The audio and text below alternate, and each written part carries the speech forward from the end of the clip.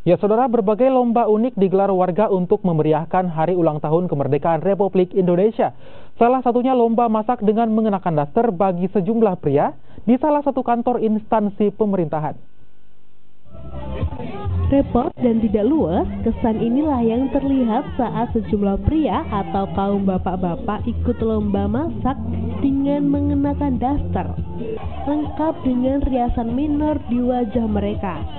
Gelak tawa dari sesama rekan-rekan pegawai dan warga yang datang menyaksikan mengiring usaha mereka untuk dapat menyelesaikan masakan yang diperlombakan.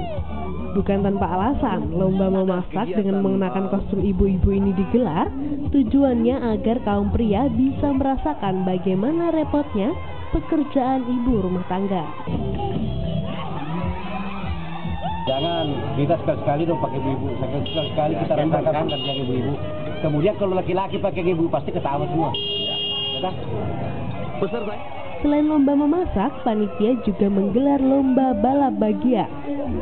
Meskipun terlihat lucu dengan penampilan mereka, para peserta pantang menyerah untuk menuntaskan lomba bagia.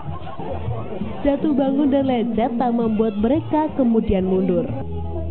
Dan yang terakhir, perayaan HUT RI tak lengkap rasanya jika tanpa lomba makan kerupuk.